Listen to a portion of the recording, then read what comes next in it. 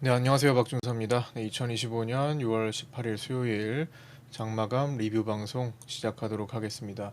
자, 먼저 오늘 장은 장 초반부터 굉장히 거친 움직임을 시장이 보였습니다. 그래서 트레이딩 하시는 분들이 굉장히 어려운 날이라고 생각이 들었고요. 물론 전체적으로 이제 크게 보면은 뭐 깔끔한 날이었죠. 뭐 올라갔다가 살짝 밀려서 조정받는 그런 날이었는데 이제 포인트 하나하나마다 이제 풀어본다면은 조금 어려운 날에 가까웠습니다. 지나고 보면은 이제 왔다 갔다 하면서 이제 올라갔구나. 그 다음에 고가 찍고 내려왔구나. 그리고 좀 꼬리 달고 올라갔구나. 이렇게 풀어볼 수 있지만 세부적으로 살펴봤을 때 뭐 한 번의 움직임이 다시 한번 뒤집히고 또 다시 올라가고 뒤집히고 하는 것을 반복하면서 갔기 때문에 이거를 접근하기는 쉽지 않았을 거라고 봅니다. 자, 오늘 어떤 일이 있었고 또 어떤 또 관점으로 바라봐야 되는지 하나씩 살펴보도록 하겠습니다. 먼저 개장 전 체크 사항이고요. 야간 선물은 0.58% 하락한 채 뭐 비슷하게 출발했었죠. 그래서 0.86% 상승한 양봉 마감했었고요. 야간의 외국인은 383억 매도를 보였습니다. 선물이요. 유로존 영국 CPI 발표 있고요. 미국 신규 실업수당 청구 건수 발표 예정입니다. FOMC 회의가 있는 날이죠. 파월 연준의장 연설과 기자회견까지 보고 우리는 내일 위클리 옵션 만기를 맞이하게 됩니다. 일단 금리 동결이 유력하며 향후 점도표와 파월 의장의 메시지에 따라 금융시장은 출렁일 가능성이 있습니다. 소매 판매는 전일 미국 5월 소매 판매가 이제 전월 대비 0.9% 감소해서 4개월 만에 최대 감소 수준을 보였습니다. 이는 최근 관세 전쟁 이후 소비 위축이 일어나고 있으므로 해석할 수 있으나 노동시장이 상대적으로 견조하고 자동차 등 특정 부문에 집중된 결과이기에 전방위적인 소비 위축이라고 단언할 수 없다는 의견도 제시되었습니다. 자, 이스라엘 이란 전쟁에 업데이트된 내용입니다. 트럼프 대통령은 이란이 최고 지도자의 위치를 파악하고 있지만 트럼프 대통령은 이란의 최고 지도자의 위치를 파악하고 있지만 제거하지는 않을 것이라고 언급하면서도 무조건 항복할 것을 강조했습니다. 그러면서 이스라엘과 함께 이란의 상공을 장악하고 있다고도 언급했습니다. 반면 이란의 최고 지도자 하메네이는 미국에 결코 굴복하지 않을 것이고 공격하면 보복할 것이라면서 결코 항복하지 않는다는 사실을 미국이 알아야 한다고 강조했습니다. CNN은 트럼프 대통령이 외교적으로 풀기보다 직접 이란의 핵시설 파괴를 통해 무력화시키고 항복을 받아낼 가능성이 높다고 분석했습니다. 그래서 무력 충돌이 일어날 가능성을 높게 보고 있다라고 언급했습니다. 증시는 미국의 이란 공격 여부를 주시하며 긴장감만을 유지한 상태지만 현재까지 특별히 큰 출렁임은 없는 상태입니다. 이는 나스닥에서 JP모건 등 주요 기관들이 롱 포지션의 비율을 지금 높게 갖고 있는 상태며 정말 큰 충격이 발생하지 않는다면 포지션을 만기까지 유지하려 할 수 있습니다.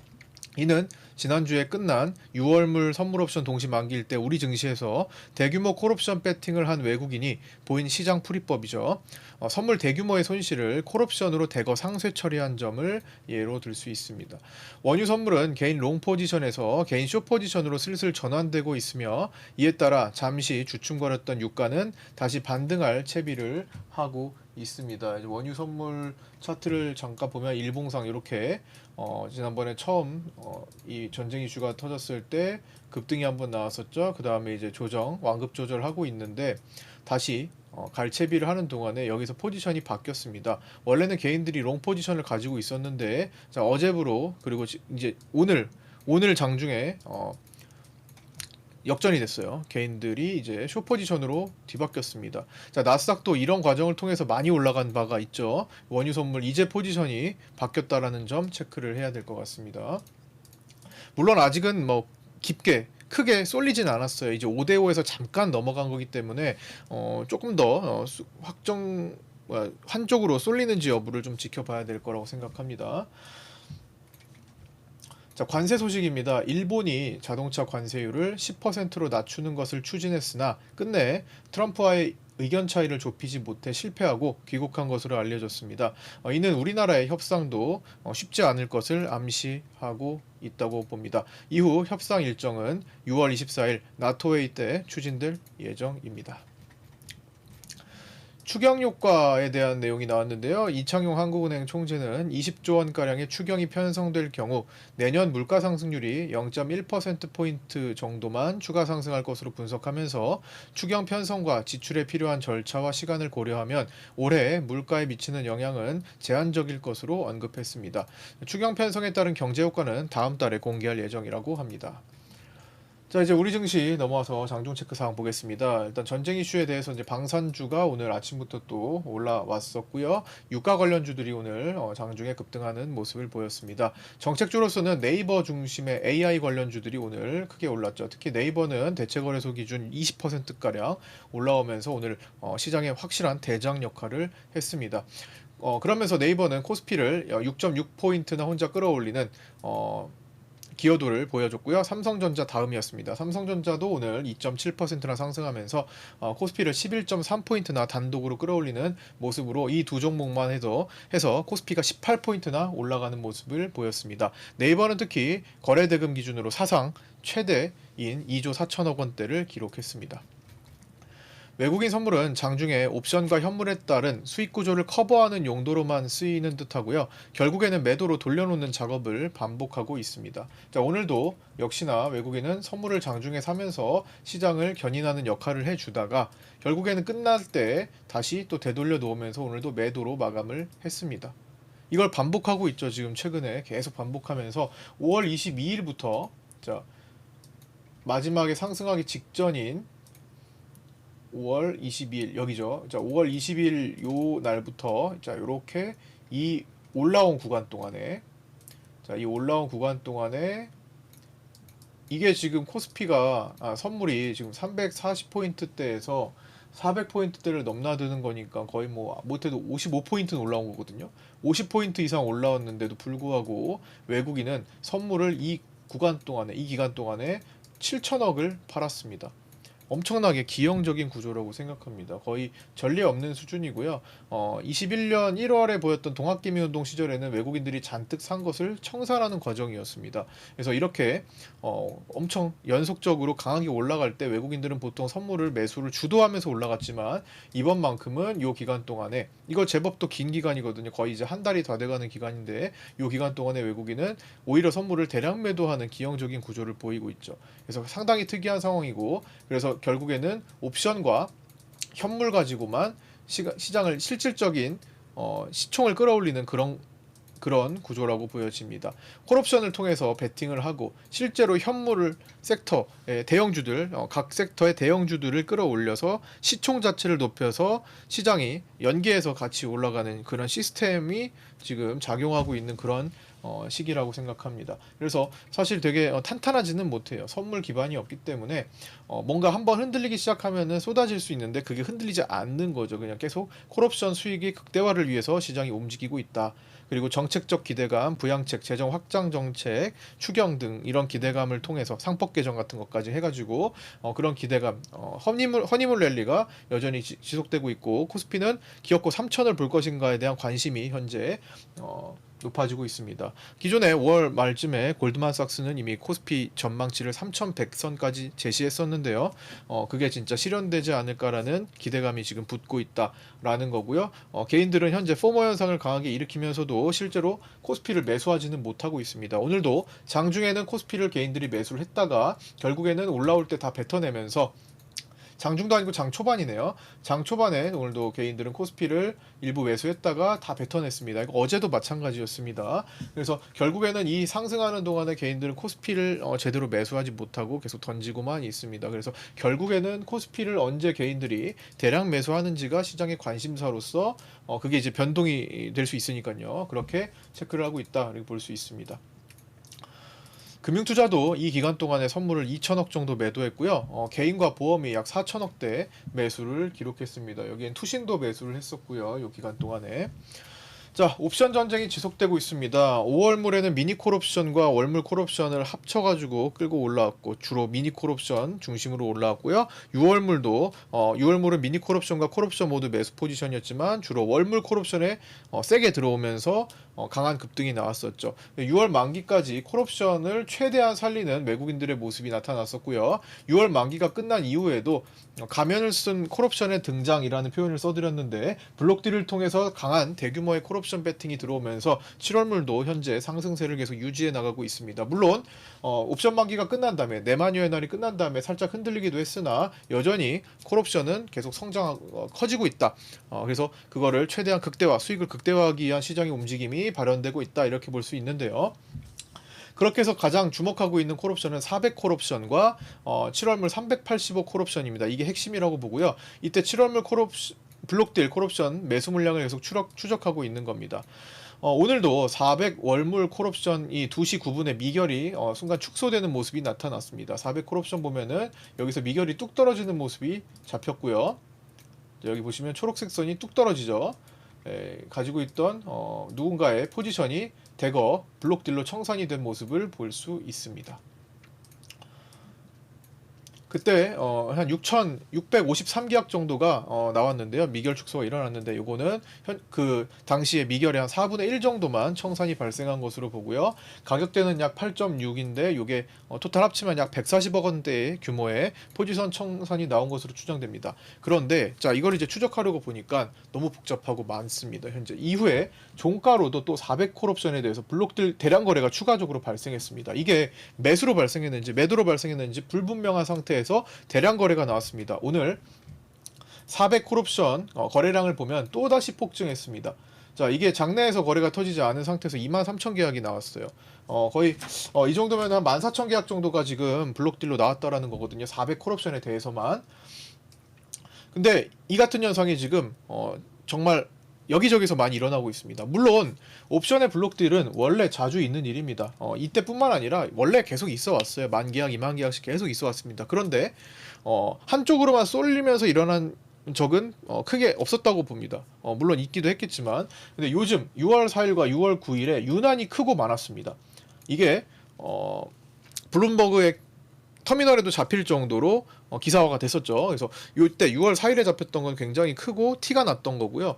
또 유난히 공격적인 콜옵션 매수 포지션이었습니다. 이게 이틀 동안 500억 이상 대규모로 잡혔기 때문에 유난히 더 신경이 쓰이는 거고요. 원래는 평소에도 계속 블록딜은 있어 왔고 많아요. 그래서 사실 이런 것들을 하나하나 따져보기는 굉장히 어렵습니다. 그래서 이 부분의 유출입을 모두, 어제도 제가 블록딜 물량들을 어느 정도 추정해서 체크해서 리뷰 영상에서 올려드렸죠. 근데 이게 매일마다 대규모로 여기저기서 나오는 것을 모두 다 잡아내고 체크할 수는 없습니다.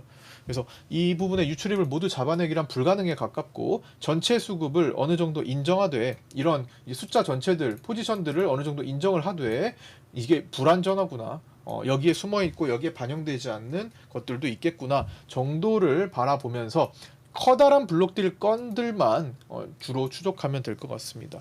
커다란 블록딜 건이었던 것만 역추적하는 것이 현재로서는 최선인 것 같고요. 그게 지금 6월 4일과 6월 9일에 나타났던 385와 400 콜옵션 물량인 것 같고요. 오늘 400 콜이 또 블록딜 나온 것은 이제 추가적으로 살펴봐야 될 사항인 것 같습니다. 오늘은 어쨌든 장중에는 매도로 나왔는데 이게 이후에 매수로 잡혔을지는 불분명하기 때문에, 현재로서는 외국인의 대규모 콜옵션 매도가 장중에 쏟아지지 않는 이상 숨어있는 콜옵션 금액이 많을 것으로만 체크하면서 대응할 수밖에 없습니다. 그래서 기술적인 대응도 필요합니다. 이럴 때는 옵션의 트릭, 이런 수급적 트릭에서 벗어나 추세 자체를 그대로 보면서, 자, 이런 상승 추세 자체를 그대로 보면서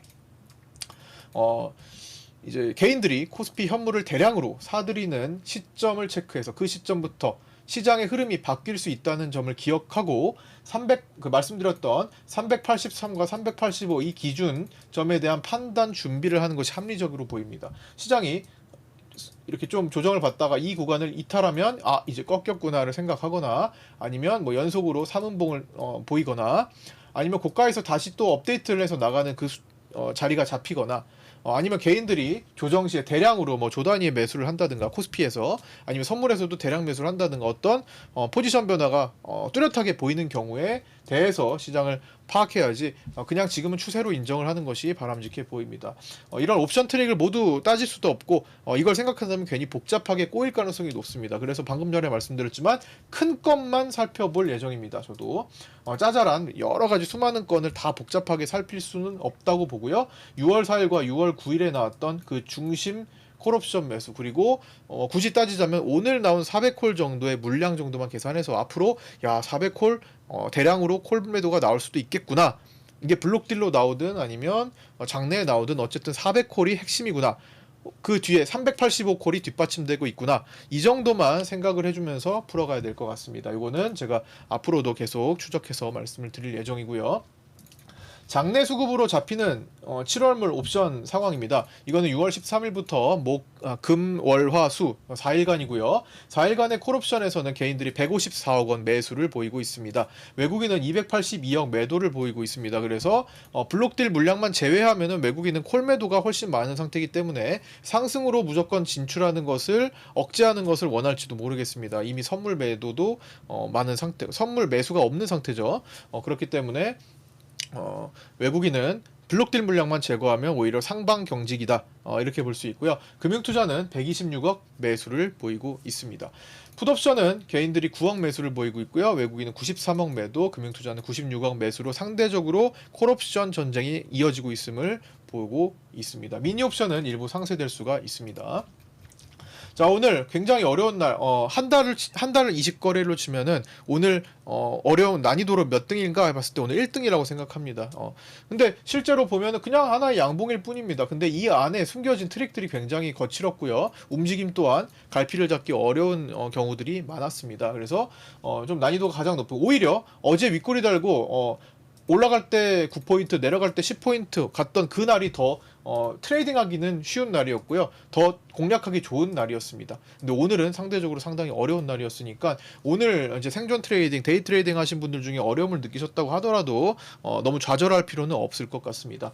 파생반 1차 저항으로는 제가 396.4를 제시해 드렸는데 기본적으로 390선 위에서는 선물 매물대가 없기 때문에 확률이 떨어질 수 있다라는 말씀을 드렸죠. 385 위로는 그럴 수 있는데 특히 390 위로는 확률이 떨어진다라는 말씀을 일단 오늘 최근에 드리고 있고요. 396.4는 그 부근에서 9시 23분에서 10시 사이에 해당 자리 부근을 폭넓게 지지하는 모습을 오늘 보여줬습니다. 그게 이런 자리들이었고요. 2차 저항으로는 398.5를 제시해드렸는데 실제로는 398.2 부근에서 이제 지지와 저항이 교차되는 모습을 보였습니다. 생존 트레이딩 데이터점으로는 오늘 출렁임이 거칠어서 아침 시간을 중심으로 대부분 까다로운 움직임을 보여서 이 부분은 뭐 특별하게 이용하기가 좀 어려웠을 거예요. 아니면 요거 밑꼬리 달고 올라온 장대 양봉을 기준 삼아서 예의 뿌리 일봉자 이렇게 시장이 큰 흔들림이 큰 출렁임이 있을 때는 기준 양봉 돌파봉이나 이런 장대 양봉이나 장대 음봉 돌파 음봉 이런 것들을 보고 시초 봉을 시작하는 시초 정도를 기준 잡고 살피면 그래도 크게 당하지는 않을 거라고 생각합니다. 크게 휘둘리지는 않을 거라고 보고요. 오늘도 아무리 거칠어도 이 기준 양봉 돌파봉 여기 돌파했으니까 돌파봉 올라왔네. 그러면 내가 이 돌파봉의 결대로 매수를 할 거야 라는 생각을 하면서도 손절은 자, 이 뿌리를 잡아야겠어. 그럼 여기 이탈하면 손절이야 라는 생각을 갖고 트레이딩을 했다면 그래도 아무리 거칠었어도 버틸 수는 있었을 것 같아요. 대부분 그 뿌리를 이탈하지는 않으면서 왔기 때문에 여기서 한번 흔들었네요. 여기서 한번. 그래서 이런 것들은 다시 또 돌파하면서 대응을 했어야만 하는 상황입니다. 그래서 오늘 이 거친 모습 통해서 뭐 기술적으로 여기 돌파가 나왔습니다만 뭐 바로 저항대가 있었기 때문에 별로 활용도는 높지 않았고요. 10시 4분 정도 부터 이제 좀 그나마 유의미한 자리들이 좀 잡히고 있었습니다. 그래서 10시 4분이 요 자리고요. 여기 480 막히는 요 자리 와 그다음에 이제 10시 4분이 여기다 여기가 아니라 여기네. 여기 돌파봉이네요. 여기 막히는 자리는 금방 또 지지 받았으니까 자, 여기 돌파하는 자리 자, 이 자리를 돌파해서 올라서는 자리 이것도 어려웠어요. 그 다음에 10시 17분 정도를 보는데 10시 17분 정도는 자 이렇게 놓고 보면은 10시 17분이면 여기네요. 여기다, 여기. 자, 여기 정도, 어디야? 10시 17분? 여기 돌파네, 여기. 여기도, 요 다음 라인을 돌파하는 요 자리. 그 다음에 10시 37분. 자, 여기 정도면 400을 또, 저항으로 인식하는 그런 자리로 보입니다. 어제 제가 저항점에 400에서 400.4 정도 말씀드린 그 자리 정도를 활용할 수 있지 않을까 요 정도고요. 그 다음에 11시 6분. 자, 요 자리죠. 자, 여기 같은 아까 돌파된 자리 지지받는 여기가 그나마 오전에서 가장 활용하기 좋은 자리였네요. 자, 보시면 어차피 오늘 수급이 상방으로 가고 있었고 원래는 하방에서 출발해서 상방으로 전환이 됐어요. 천천히. 그래서 그런 상황 속에서 자, 여기 고가를 돌파했던 상황에서 이 자리가 다시 지지 역할로 바뀌겠죠? 이 자리가 오늘 매수 타점으로서 한 번 더 활용할 수 있는 자리라고 보고요. 자, 가장 중요했던 자리는 11시 48분으로 봅니다. 11시 48분은 자, 자, 어제 전일 이렇게 쌍봉이 나왔죠.